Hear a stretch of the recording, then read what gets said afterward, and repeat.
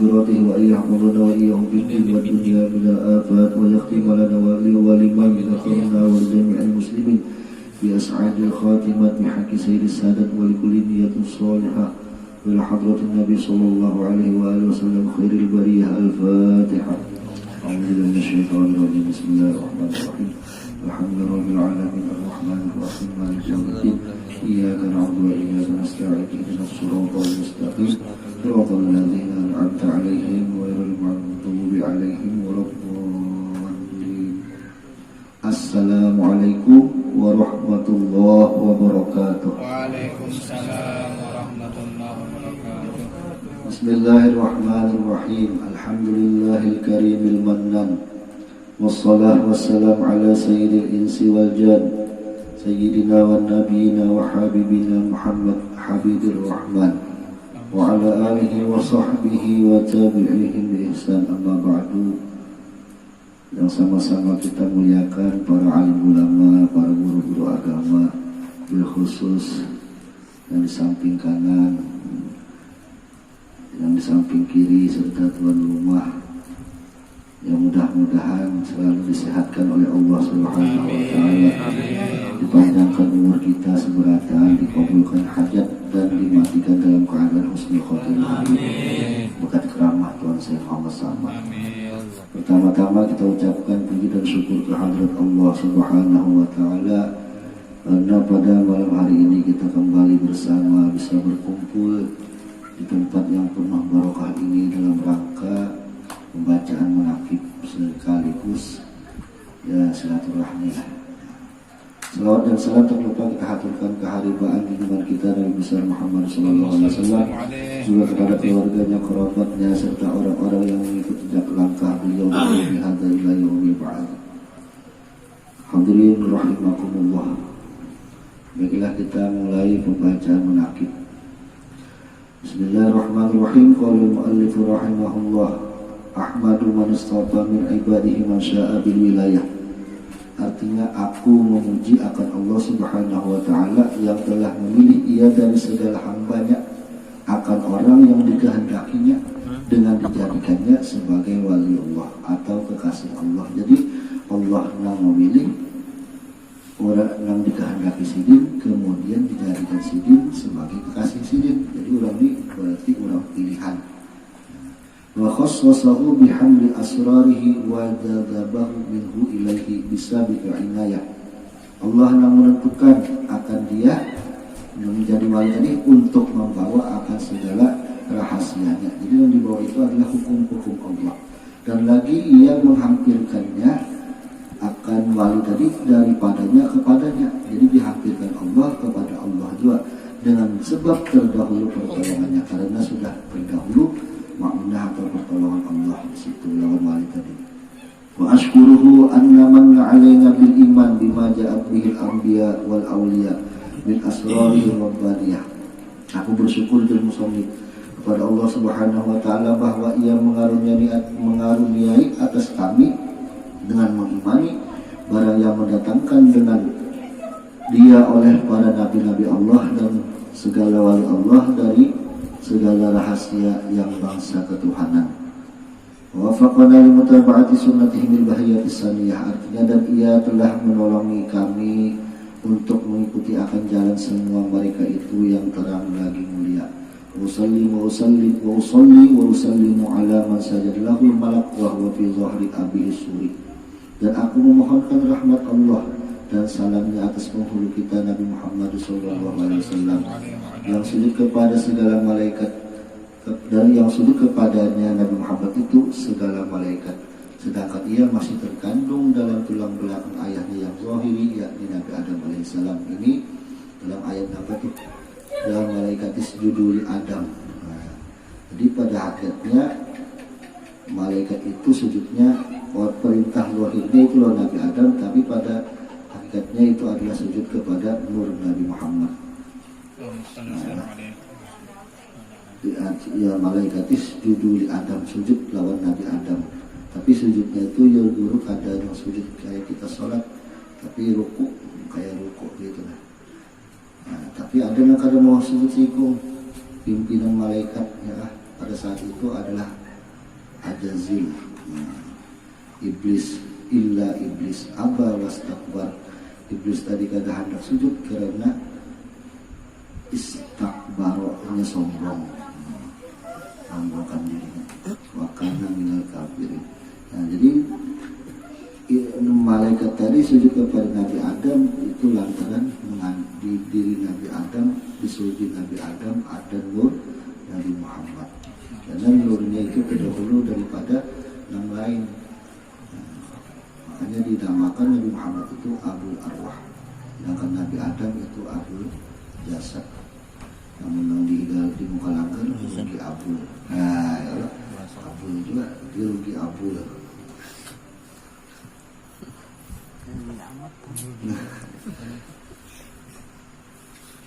Wa ala alihi wa sahbihi wa tabi'ihim fis sabilin nur. Artinya dan atas segala keluarganya dan sahabatnya dan segala yang mengikut akan mereka itu pada jalan yang sangat terang. Wa ba'du. Kemudian daripada itu maka telah datang dalam sebagian athar ujar ulama inda dzikris sholihin tatanazzalu rahmatur rahmanir ghaffar. Ketika dibaca hikayat keramat wa aulia Allah itu turunlah beberapa rahmat Allah yang maha pengasih lagi maha pengampun. Jadi ternyata turun sudah rahmat karena yang dikisahkan ini kisah wali. Nah, kadang menggosip, kadang menggibah. Nah, kalau menggosip atau menggibah itu kadang rahmat yang turun, tapi dosa ya kan ternyata sudah. Nah, ini termasuk dosa besar. Itu adalah menggibah. Dan berkata sebagian orang salihin lagi ulkur hadis as-salihin wasamihim kabidzikrihim tatanazzalu rahmat wahdur majalisahum tanal barakatihim wa kuburuhum zulha idza mamati. Artinya engkau sebutlah, kuyalah, bahasa kitanya kuyalah kisah-kisah orang saleh itu dan hikayat keramatnya. Jadi disuruh kita menguya-uya.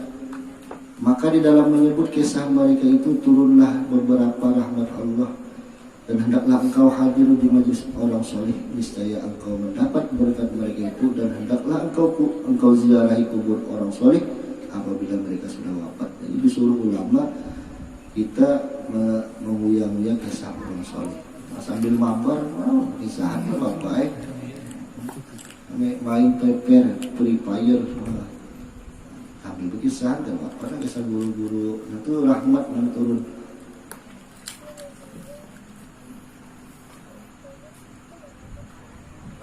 Bila Jasidin sudah meninggal dia ziarah. Maka tatkala aku dengar riwayat yang tersebut itu terbukalah hatiku. Nah, ini imbahnya ada perkataan orang soleh tadi, ulama mengatakan demikian, lalu musannif dari sini terbuka hati sini untuk menghimpunkan sebagian menakib. Nah, itu menakib ini ya orang itu biografi perjalanan hidup seseorang. Nah, lalu sini menyusun menakib Tuan Syekh Muhammad sallallahu radhiyallahu anhu. Nah, jadi mudah-mudahan Allah Subhanahu wa taala menurunkan rahmat. Jadi doa musannif nih didoakan sidin mudah-mudahan sidin Allah Ta'ala menurunkan rahmat dan mengampuni serta meridhoi bagi penyusunnya dan bagi orang yang membacanya. Nah, lumayan. Dan orang yang hadir mendengarkannya. Jadi hadir mendengarkan, ada hadir sambil guring. Nah, ini ada di majelis menakib guring ya kan. Mudah-mudahan jadi mau mimpi saya sama. Amin ya rabbal alamin. Adalah Tuan Syekh Muhammad Salman adalah seorang ulama besar yang menghimpunkan antara ilmu syariah dan ilmu hakikah, wali kutub di dalam negeri Madinatul Rasul yang mempunyai kelebihan dan keramat yang besar. Bonol bahasa kitanya. Lagi beliau keturunan Rasulullah dan bermadhab Syafi'i. Beliau dilahirkan pada tahun 1130 daripada hijrah Nabi SAW di dalam negeri Madinatul Rasul. Di masa kecilnya beliau diasuh dan dididik oleh orang tuanya dengan didikan ilmu agama, dan beliau sangat berbakti kepada orang tuanya.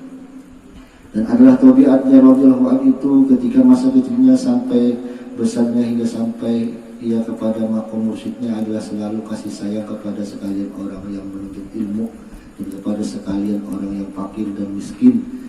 Dan lagi pula suka ia berkhidmat atau membantu kepada segala orang yang datang ziarah kubur Rasulullah, daripada orang yang alim-alim dan orang yang soleh-soleh, dan daripada segala orang yang awam dan khawas. Nah, ini kebiasaan Tuan Syekh Muhammad Saman ketika kecilnya. Jadi kita ambil nih. Jadi tujuan kita membaca menakib itu adalah mengetahui kekurangan kita. Nah, di sini kan kita kebiasaan sama gitu. Nah berarti jauh banget kita, nah jadi kita sadar diri, oh kita ini jauh banget loh orang bahari. Jadi antara hikmah kita membaca menakib itu adalah kita mengetahui kekurangan kita. Jadi hilang di hati itu ketika membaca menakib itu rasa ahli ibadah. Ada orang bahari hebat lagi. Nah itu tujuan membaca menakib. Nah selain pada menurunkan rahmat, lawan kita juga tahu kekurangan kita. Bah melihat kisah orang bahari.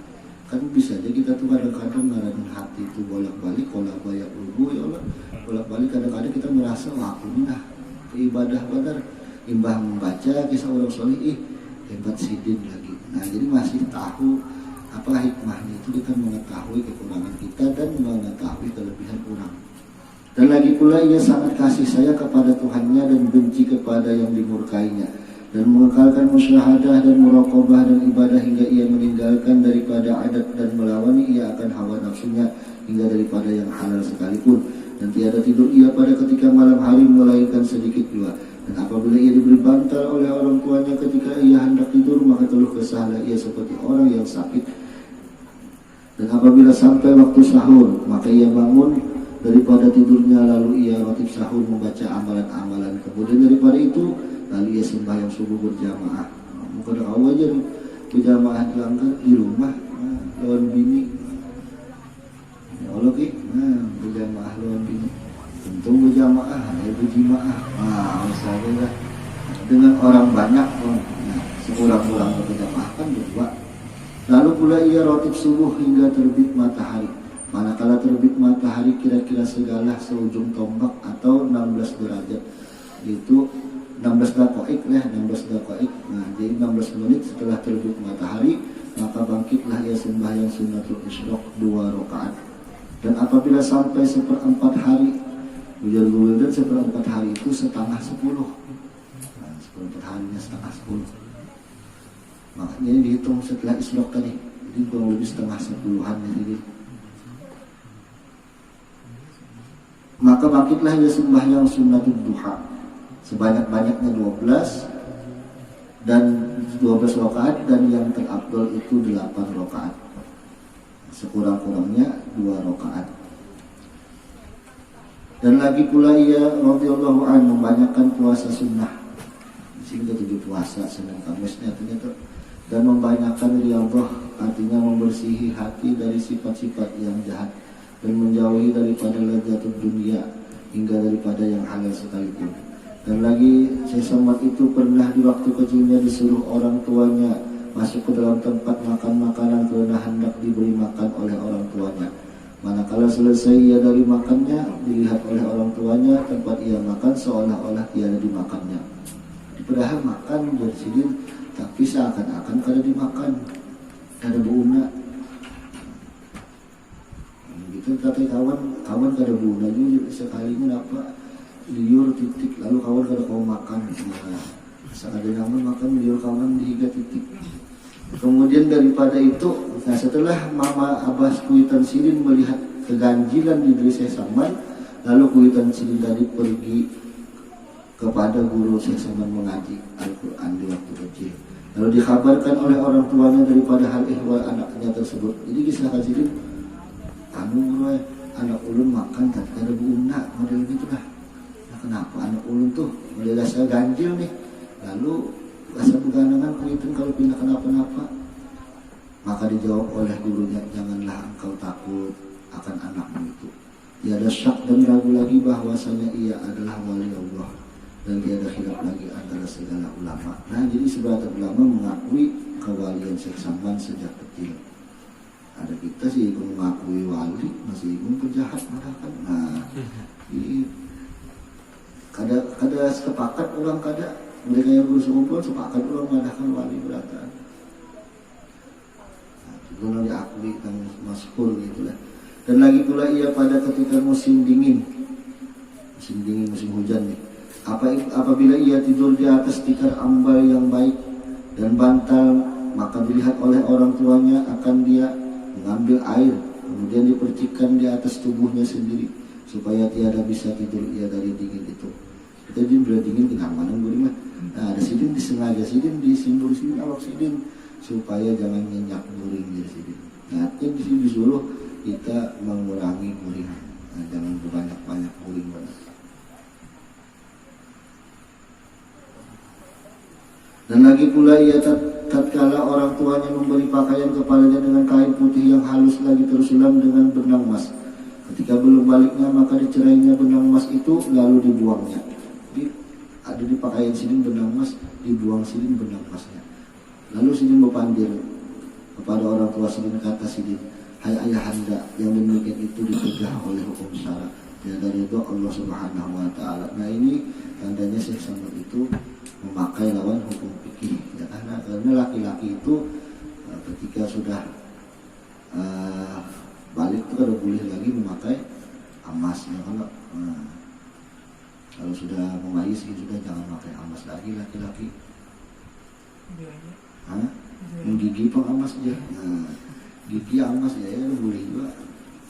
Emas putih bang, nah tetap sambatannya emas, tetap ya kada boleh juga.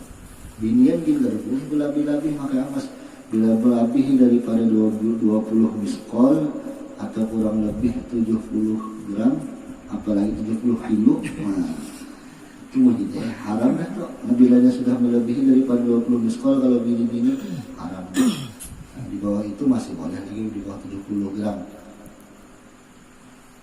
Nah, ada yang mengatakan 82 lah 20 miskol tuh. Ada yang mengatakan 70, dan yang 70 gram ini lebih berhati-hati.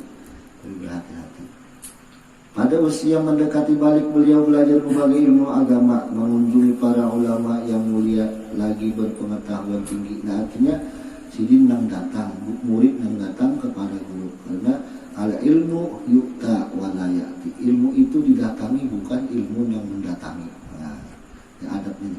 Beliau belajar ilmu fikih kepada ayahnya sendiri, yaitu Syekh Abdul Karim, dan kepada Syekh Abdul Wahab bin Mustafa Al-Qalandawi, dan kepada Syekh Muhammad bin Sulaiman Al-Qurbi. Di bidang hadis beliau belajar kepada Syekh Muhammad Ad-Daqqaq. Di bidang ilmu alat seperti ilmu nahwu, belajar juga nahwu sidin, nahwu sorof, wala yaqulu, balaghah, mantik. Beliau belajar juga kepada Syekh Muhammad Al-Maghribi. Jadi lengkap sama ilmu nahwnya, mantap. Sorofnya ulang, itu nahwnya itu puntal-puntal ya kan. Kayak apa nak mana paham kitab, sorofnya itu puntal-puntal. Padahal menuntut ilmu nahwu sorof ini termasuk wajib juga, karena pada kaidah agama dikatakan al-wasilatu hukmul maqasid, jambatan itu satu hukum lawan yang dituju. Nah, karena tujuan kita belajar nahwu sorof itu supaya paham isi Al-Quran hadis, dan supaya paham fikih, ya kan. Nah, kadang-kadang kita memaham fikih dalam kitab nih, kalau kada pakai nahwu sorof, nah berarti perantaranya adalah nahwu sorof. Nah, perantaranya itu hukumnya wajib juga. Mala yutimul wajib illa bihi fahuwa wajib. Nah, sesuatu akan sempurna kewajiban melainkan dengan sesuatu tersebut, maka sesuatu tersebut hukumnya wajib juga. Beliau belajar kepada Syekh Muhammad Al-Maghribi dari ilmu nahwu sorof, mantik, balaghah, dan beliau mengambil baiat thariqah khalwatiyah serta dengan suluknya kepada Al-Arif Billah.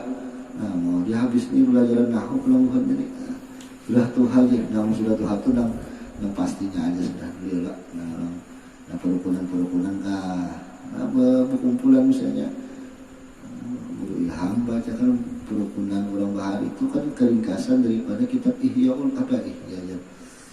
Apa kitab Datuk Rampayan Sabilul Muhtadin. Nah, dalam perukunan belajaran apa wudu, nah sambil dulu kan selesai istilahnya belajar mudakarohannya, nah ramai juga perukunan bahasa Melayu juga. Nah, ini Sabilul Muhtadin bilang, nah, sambil duduk-dudukan seminggu sekali barang misalnya. Ada kawa siang malam, kawa musim pada ada kawa aja, tengah malam. subuh lah. Yang penting ada seminggu sekali kita menuntut ilmu itu. Nah, kitab Melayu itu insya Allah berataan kawan Ustaz, bahasa Melayu itu. Nah kalau kitab tuh hikmahnya kitab itu kita kalau waya-waya kadingat buka kitabnya. Karena ilmu itu laksana binatang liar, dalam kitab Sulam Taufik dikatakan laksana binatang liar kada kawa kalau kada bilang diikatnya. Sapi jangan ada diikat lapas, lagi ilmu. Nah apapun ikatnya itu adalah tulisan, catatan atau kitab. Nah itu pengikatnya. Jadi waya-waya kada ingat buka kitab kerukunannya. Oh ada kan lagi jual orang lagi nih di pasar, mencari ide, mencari ilmu kah di wilayah kan. Bukan ada 20 mutim belasan jamaah. Nah, pelajaran banyak aja lulusan Darussalam. Enggak bawa aci-aci, kan? Nanti ada anak sini nang masna dilelek kawan sampai ini supaya sangkut juga gitu nah. Supaya orang tua itu kawan jual untuk kami belajar Melayu aja. Kerukunan itu kada tabal mana juga, tipis saja. Yang itu penting tuh. Ini jarang ini orang belajar kerukunan orang kitab lang gundul-gundul, botak-botaknya pulang. Nah, kasihan mengkuhat. Dia kerukunan lah selalu mutalahan kumpulan misalnya minggu sekali lah. Aci-aci itu wajib kita tahu dia. Nah, cara wudhu kayak apa? Laki ada tapi pelajari laki nih. Ulang-ulik memboling jangan. Dia ada yang membawa apa datang pegawai bangunan kan. Jadi paksa mengaji ke guru-guru yang lulusan Darussalam nah minta pelajari cara wudhu kayak apa. Ini kada sama binian dan lakian wudhu tuh. Kadang-kadang binian tuh bila wudhu bisa jadi ini cantung ini kan batas muha kan dari tempat tumbuh rambut sampai bawah dagu ya. Nah wajib mengatakan bagian leher, mengenakan bagian leher sedikit. Lebarnya dari biji telinga ke biji telinga. Berarti cantung nih, ini cantung kalau ngarannya dari kena bagian muha juga. Nah kebanyakan binian tuh ketika wudhu cantungnya diikatnya tuh. Nah, berarti kada terkena bagian muha atau kada sah wudhunya tuh. Jadi cantung tuh harus diulur dulu, nah, diulur, dikenakan banyak. Nah, wajib belajar supaya jujur beribadahnya, sembahyangnya. Nah, karena sahnya sholat itu tergantung daripada sahnya wudhu. Ya.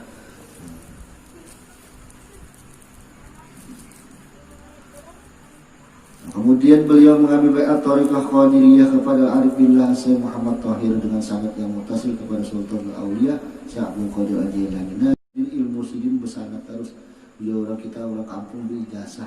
Nah, itu karena laulal isnad yang bersukumpul laqala insan masa. Kalau kada misi sanad, kena sekahandaknya aja, nah kada sesuai lawan yang diarahkan oleh gurunya yang memberi sanad. Dan lagi di antara guru Tuan Syekh Muhammad Salman adalah Syekh Wali Az-Zahid, Syekh Atiyatullah As-Sindiq dan Syekh Junaid Al-Madani dan Syekh Ali Al-Qurdi Aslami dan Syekh Ali Al-Attar dan Syekh Ibrahim Al-Masis dan Syekh Alwi Al-Haddad dan saudaranya Syekh Hasan Al-Haddad. Keduanya anak daripada Habib Abdullah Al-Haddad, pengarang Rotibul Haddad dan Wirdul Latif. Latif Rotibul Haddad itu daripada Habib Abdullah Al-Haddad. Dan adalah Rasulullah SAW selalu memandang Tuan Syekh Muhammad Salman lalu lagi membimbing ruhnya sehingga derajat kewaliannya terus ke tingkat kesempurnaan seperti dinyatakan beliau dalam perkataannya laisa li ahadin minal masyayikh alayya minnah wa innama hiya li sayyidil insi wal jinnah. Artinya guruku yang paling banyak berjasa hanyalah Rasulullah SAW. Sahdan adalah halnya Tuan Syekh Muhammad Salman radhiyallahu anhu itu selalu dalam zikrullah siang dan malam. Nah, ini luar biasa sidin zikrullah siang dan malam. Nah, kita ya, ada kawan jauh sudah kita sidin. Dan ia suka uzlah, artinya menjauhi daripada bercampur dengan manusia. Kita kada awal terpisah dengan manusia lagi. Kesunyian ada apa? Lalu mencari kawan dia di mana? Nah, ini kada sama kalau kita ada kawan pulang menurut ini. Belamatannya ya. Dan masuk khalwat dan melazimkan ziarah ke baqi. ke sebelah rumah Rus'an situ ya kan. Yang di tempat pekuburan segala istri Nabi Muhammad SAW dan makam sekalian sahabat Nabi dalam negeri Madinatul Rasul, serta hampir dengan masjidnya. Pada tiap-tiap hari lalu ia berzikir dan membaca Al-Quran di tempat itu. Artinya ziarah ke kubur orang soleh lah. Dan adalah hanya pada ketika bidayahnya, yakni permulaan dia menjalani akan jalan thariqah dan hakikat, ia memakai pakaian yang indah-indah. Kemudian datanglah Tuan Syekh Abdul Qadir Al-Jilani membawa baju jubah putih, padahal Tuan Syekh Muhammad Salman dalam khalwatnya, maka dipakaikanlah oleh Tuan Syekh Abdul Qadir Al-Jilani akan baju jubah putih itu. Kemudian kepada Tuan Syekh Muhammad Salman, maka cukuplah baju jubah itu. Kemudian kita baca ceramahnya sedikit-sedikit ya. Wasiat dulu lah. Dan adalah wasiat Tuan Syekh Muhammad Salman, alaika wa alaika bihusnil zanni billah wa bi'ibadih, fa inna Allah la yas'alu an husnil zanni bi'ibadih bal yuhasibuka ala su'i zanni bihim. Artinya biasakan kita berkelakuan sangka baik dengan Allah dan dengan hamba-hamba Allah, lawan manusia nih. Karena sesungguhnya Allah tiada akan menanya akan hamba yang bersifat sangka baik, tetapi Allah akan menghisab engkau atas sangka jahat dengan hamba-hamba Allah. Nah, jadi kita disuruh selalu sangka baik. Alaika itu kan disuruh melazimi sangka baik lawan Allah dan hamba Allah. Allah Ta'ala, dalam hadis kudusnya, ana inda zanni abdi bi, aku tergantung sangkaan hambaku terhadapku. Kalau hambaku menyangka aku bagus, aku bagus akan juga. Punya sangkaannya karena bagus, hasilnya karena bagus juga. Kita maunya sudah kawas sangka baik dengan makhluk, karena lagi nang kada akurnya kita akur terus. Lawan sampai-sampai apa lah jadi guru itu sampai-sampai lawan tahi kambing jadi kita sangka baik. Tahi kambing iya tersangka baik kita. Kan makhluk loh teh. Kayak apa disangka baik lawan tahi kambing? Nah, pasti ada manfaatnya. Karena mungkin Allah Ta'ala menjadikan sesuatu itu sia-sia, pasti ada, dan cuma kita ada tahu. Jadi kita harus sangka baik terus punya orang. Mungkin kita sangka baik terus, lapang benar tuh, lapang benar hati. Melihat orang yang kada karuan, sangka baik aja. Barangkali ini akhirnya apa? Husnul khotimah. Nah, melihat orang yang penyembah yang makin nyai, sangka baik. Melihat orang yang kada waras kita sangka baik, apalagi orang yang penyembah yang jangan orang yang penyembah itu. Wah itu paling jadi di sebulan-bulan hampir. Nah jangan. Orang sembahyang itu, orang berkupiah aja biarnya kada sembahyang, kita sangka baik juga. Barangkali ini hendak berbuat baik tuh. Buktinya ini sudah mau memasang kupiah. Mau sudah memasang kupiah, tandanya orang itu hendak baik dah. Walaupun ini ternyata ini belum sembahyang, sudah melihat itu dia belum sembahyang, tetap kita bersangka baik. Mungkin malu bagi Allah Ta'ala yang Maha. Masalah ini kalau sembahyang itu kan urusan jalan Tuhan. Kita tetap berprasangka baik. Lawan anak sangka baik buat. Lawan bini sangka baik juga. Bini merangut terus sangka baik ya. Barangkali ini lapar. Jangan disaripi bini merangut. Ada tuh nang mulainya merangut lantaran kewuyuhan santai aja Tuhan. Jangan jalan jangan jalan, jangan diambil. Laki pulang mame-mame, nang bini harus sangka baik juga. Mungkin abahnya ini kuyuhan, picik ya kan awaknya atau kiaukan purutan, ramai itu. Pokoknya sangka baik harus lawan apa aja dan makhluk Tuhan. Ujungnya apa imbah kita sangka baik timbul ruhama. Nah inilah yang didampakkan guru sekumpul sini ruhama terus lawan makhluk. Nah sing sangka baik terus. Nah, kalau dalam medsos itu kan sini dikisahkan tiap pagi itu pasti menabur gula, bersedekah lawan semut. Jadi kada mau sia-sia dulu, jadi jangan dipadahkan dulu banjir aja. Ada aja makhluk Tuhan yang lain yang memanfaatkan yaitu semut.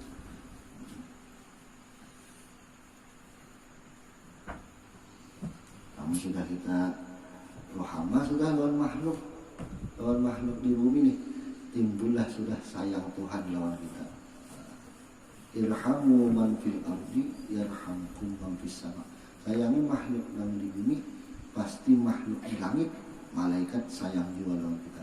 Kenapa malaikat jadi sayang? Karena Tuhan sayang. Karena malaikat itu kadang mau menyayangi orang kalau orangnya kali disayangi Tuhan. Nah, itu hasilnya dah dapat sudah rahmat Tuhan. Nah, ujung apa? Hasil daripada sangka baik terus lawan orang. Jadi kadang mau tahan puntal-puntal lagi pikiran. Karena sangka baik terus. Sangka baik ini bagus banget diamalkan. Husnuzon, husnul khotimah. Orang yang selalu baik sangka, ujungnya pasti akan husnul khotimah. Itu dia rujuh dia. Husnuzon, husnul khotimah. Su'uzon, su'ul khotimah. Bila ketujuh sangka jahat, ujungnya pasti ulah itu su'ul khotimah. Nah ini wasiat Syekh Salman menyuruh kita selalu bersangka baik lawan Tuhan dan lawan makhluk. Dan lagi wasiat Sidin, alaika, Melayunya aja dibaca. Lazimilah olehmu memuliakan hamba-hamba Allah dan membesarkannya, dan engkau yakinkan bahwa diri engkau yang paling